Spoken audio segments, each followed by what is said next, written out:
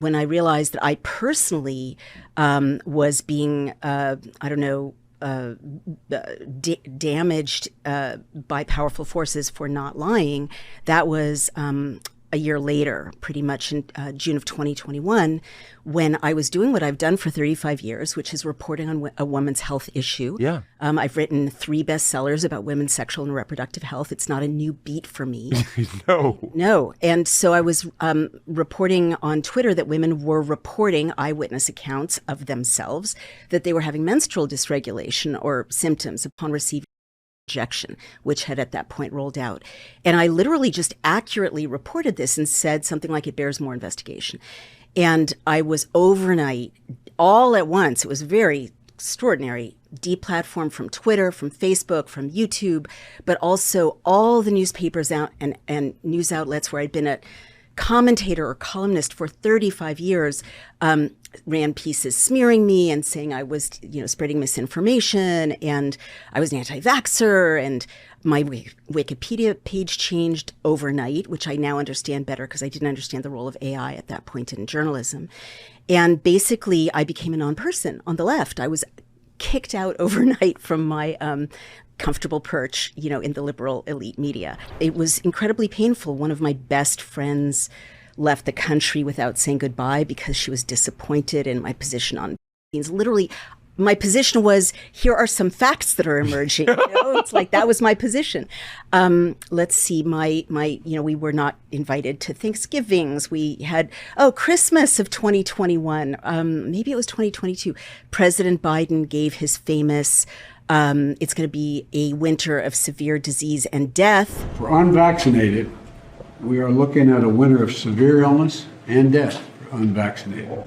For themselves, their families, and the hospitals they'll soon overwhelm. And we had a, Christmas vacation with a lot of loved ones planned, and it all got canceled, because everyone was in a state of fear because the president on down was saying at that point that, unvaccinated people, let alone people who were trying to warn people about some of the side effects that were emerging, were dangerous dissidents who were carrying plague, and no amount of reason would break through. But yeah, there were a lot of very painful endings of friendships. And as I wrote in Facing the Beast, it wasn't just on the kind of rejecting side, right? I wasn't just on the receiving end.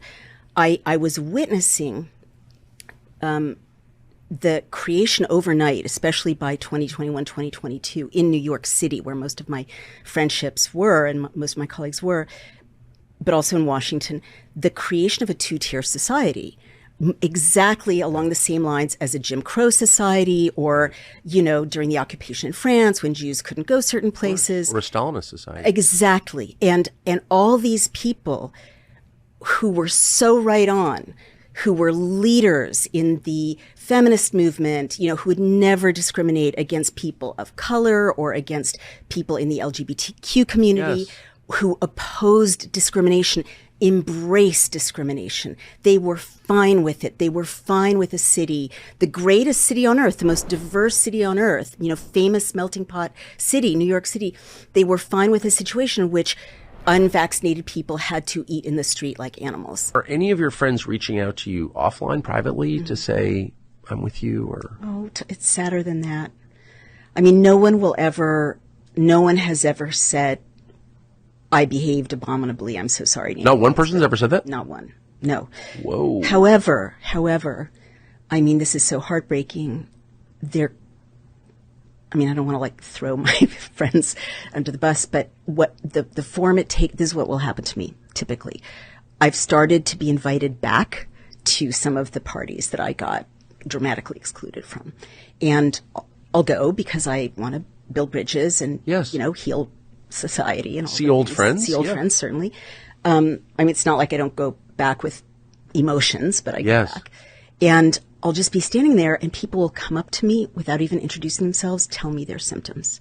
They'll say, I have blood clots in my legs, or my grandfather just passed from a triple heart attack. They'll just share their symptoms. And so I feel like I feel like people are waking up, and I don't need an apology. I don't, because this isn't about me. It's about something much more important. But I feel like if society will ever heal that emerging awareness that something catastrophic happened, people have to understand that something catastrophic happened in order to heal. And I do see that.